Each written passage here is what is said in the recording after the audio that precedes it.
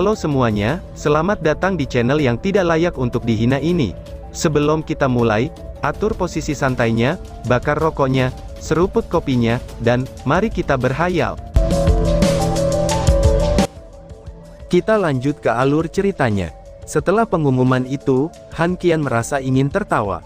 Demon Hunter Squad ini mungkin yang paling aneh dalam sejarah. Kaptennya bukan seorang dari ksatria pembalasan murni, atau juga ksatria pelindung yang murni, dan juga seorang assassin yang buta. Pasangan ini masih bisa digolongkan masuk akal. Adapun empat lainnya, mereka benar-benar tidak dapat diandalkan. Ada seorang prajurit yang tidak mahir dalam pertahanan, seorang penyihir yang tidak bisa menyerang, seorang pendeta yang tidak bisa menyembuhkan, dan akhirnya, seorang pemanggil yang panggilannya benar-benar tidak dapat diprediksi. Tim ini adalah yang paling ajaib di antara keajaiban. Dan berlawanan dengan semua harapan, masing-masing keajaiban ini berada di peringkat pertama dalam kompetisi pendahuluan, atau subkelompok. Tidak ada yang tahu sebelumnya, apa jenis kilau yang bisa dinyalakan oleh kelompok ini, tapi tidak peduli apa yang bisa dikatakan, pasukan pemburu iblis ini sepenuhnya selesai. Long Hao Chen turun panggung, dan berdiri bersama dengan anggota kelompoknya sendiri. Dia merasa agak gelisah, tetapi dia tidak menyalahkan surga sedikitpun untuk hal ini. Tidak peduli apa yang bisa dia katakan, setidaknya dia bertemu kembali dengan Chai Er. Adapun kelemahan dalam tim ini, ia akan memikirkan bagaimana cara mengatasinya nanti. Yang Wenzhao, upacara pemilihan untuk anggota tim kamu akan dimulai. Mulai sekarang, regu milik kamu akan dikenal sebagai Demon Hunter Squad nomor 2, ucap Han Qian. Selama ini, Yang Wenzhao menatap Chen Ying-er. Melihatnya dibawa pergi oleh Long Hao Chen, dia tidak bisa menahan perasaan sedih. Tetapi mendengar kata-kata Han Qian, dia akhirnya kembali ke akal sehatnya. Selama upacara pemilihan untuk Demon Hunter Squad nomor 2, keberuntungannya bisa dianggap jauh lebih baik daripada Long Hao Chen. Setidaknya, anggota yang dia pilih lebih masuk akal, dan lebih jauh lagi, selama pemilihan terakhir, dia memilih summoner yang masuk 8 besar, yang benar-benar nomor 1 di antara para summoner, serta satu-satunya yang mencapai L tingkat kelima, yaitu Liao Yu. Hasil ini telah meningkatkan sedikit suasana hati Yang Wenzhao. Huang Yi dan Liao Yu dapat dianggap sebagai yang terkuat, keduanya berperingkat di antara yang terbaik dari kuil masing-masing.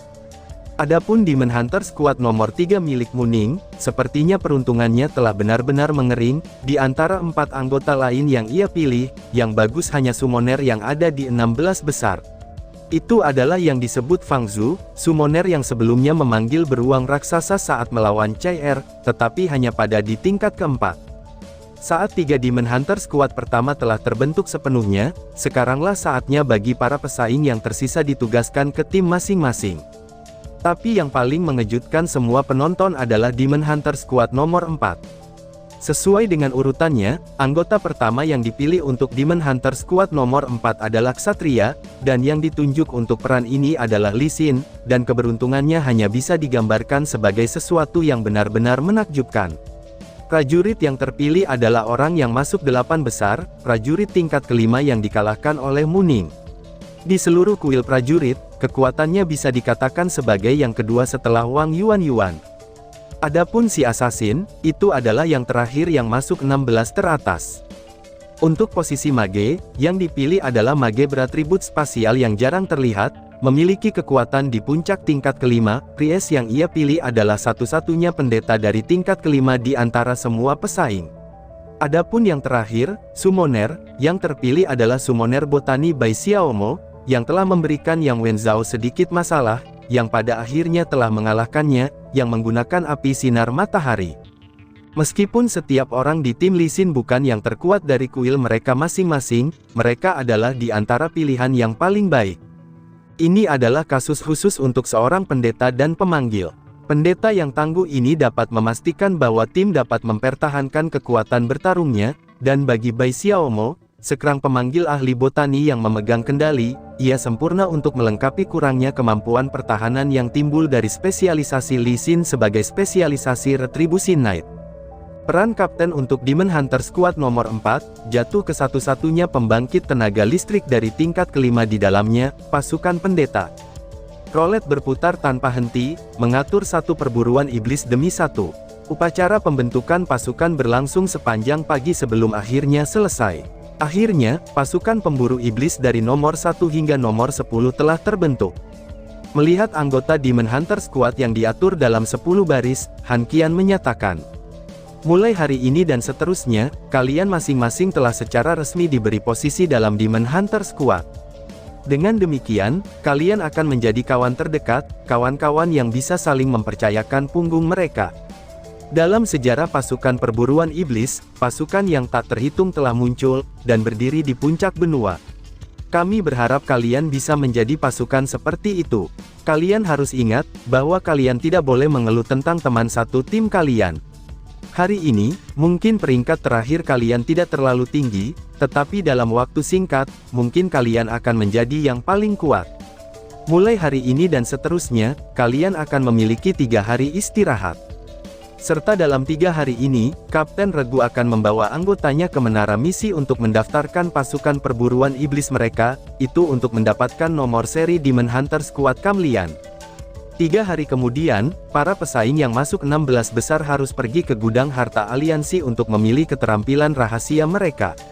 Mereka yang berada di peringkat ke-9 hingga ke-16, akan dapat memilih satu keterampilan rahasia, dan mereka yang berada di peringkat pertama hingga ke-8 akan memilih 2 dari mereka. Dan 3 pesaing teratas, dengan pengecualian Long Hao Chen, akan bisa memilih tungku spiritual sebagai hadiah dari kuil. Sekarang, bubar, ucap Han Qian menjelaskan. Segera setelah kata bubar diucapkan, semua pesaing merasa seolah-olah mereka terbebas dari beban berat. Akhirnya telah berakhir, mulai dari babak penyisihan hingga final, dengan kompetisi subkelompok di pertengahan, 1 bulan telah berlalu. Semakin kuat pesaingnya, semakin banyak pengalaman yang mereka dapatkan dari kompetisi. Sekarang setelah kompetisi berakhir, 60 pesaing ini akhirnya menjadi bagian dari Demon Hunter Squad. Akhirnya, mereka bisa beristirahat. Adapun apa yang akan terjadi setelah melangkah ke tahap ini, mereka tidak tahu. Tetapi untuk saat ini, mereka tidak perlu memikirkannya, lebih baik mengesampingkan masalah ini untuk bersantai sejenak, dengan beristirahat beberapa hari. Kapten, takdirlah yang menyatukan kita kembali untuk membentuk pasukan, jadi hari ini, aku akan bertindak sebagai tuan rumah, dan memperlakukan semua orang dengan hidangan yang enak. Lin Xin menyatakan dengan gembira. Long Hao Chen terkekeh dan menjawab, semua orang, jangan panggil aku kapten, tapi panggil saja namaku. Apakah semua orang baik-baik saja dengan itu, ucap Long Hao Chen. Sima Xian melirik Lin Xin. Aku tidak keberatan akan hal itu, tapi aku harus memberitahumu, kalau aku banyak makan, ucap si botak. Lin Xin tertawa samar dan menjawab, aku pasti akan membiarkan kamu makan dengan kenyang, jawab Lin Xin.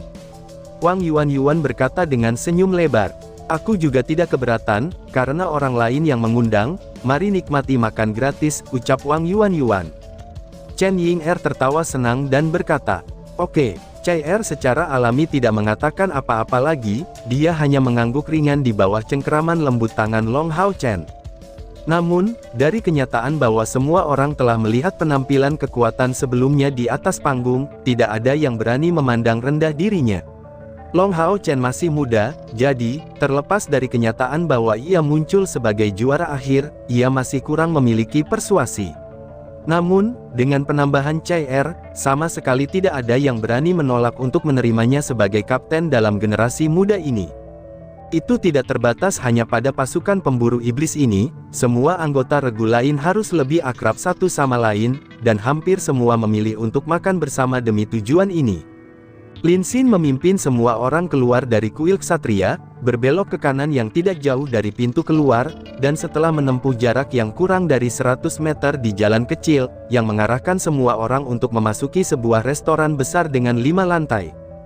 Restoran ini adalah pemandangan yang mempesona, 8 gadis muda berbadan aduhai berdiri di pintu masuk, dan menyambut para pelanggan. Melihat mereka, mata Sima Xian langsung menatap mereka. Itu sudah jelas, itu bukan pertama kalinya Lin Xin pergi ke tempat ini. Dipimpin di dalam restoran oleh salah satu gadis, mereka tiba di kamar pribadi besar dengan beberapa pelayan yang menunggu instruksi mereka. Duduk di sekitar meja bundar, mereka berenam, kecuali Chai saling memandang dengan penuh perhatian. Meskipun mereka telah bertemu beberapa kali sebelumnya, mereka tidak mengenal satu sama lain saat ini. Lin Xin berdiri dan tersenyum. Mari kita lakukan ini, karena kita akan menjadi tim, semua orang harus memperkenalkan diri dengan beberapa kata, bagaimana menurut kalian? Poin utamanya adalah, untuk memperkenalkan kemampuan masing-masing, sehingga lebih efektif di masa depan ketika bertindak bersama. Aku akan memulainya duluan. Aku Lin Xin, usia 19 tahun, tinggi aku 1,81 meter, berat aku 69 kg, dan, ucap Lin Xin yang tiba-tiba saja berhenti. Cih, bicaralah tentang beberapa fakta yang lebih praktis, ucap Chen Ying'er dengan pandangan dingin. Apakah kamu ini sedang mencari pasangan untuk menikah atau apa tambahnya? Lin Xin tidak marah, kemudian dia hanya menjawab. Oke kalau begitu, mari kita bicara tentang fakta praktis. Aku seorang pemimpin sihir dari tingkat kelima, dan berada di peringkat kedua.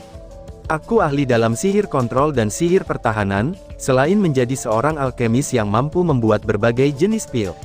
Tanpa syarat, aku dapat menggunakan pil yang aku buat sendiri, untuk membantu kamu yang belum melewati tingkat kelima dalam waktu 3 bulan, ucap Lin Xin.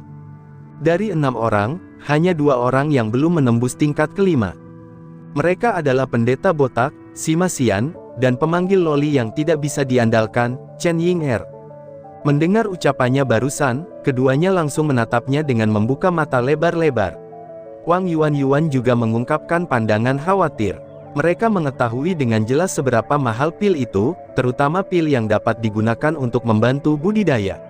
Secara alami, mereka tidak berharap kalau orang ini, yang muncul seperti penyihir baik, yang bahkan tidak dapat menggunakan sihir ofensif, juga benar-benar menjadi seorang alkemis meskipun memiliki tingkat kultivasi yang tinggi.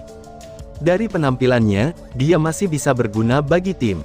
Long Hao Chen berkata, aku bisa bersaksi atas kata-kata saudara Lin.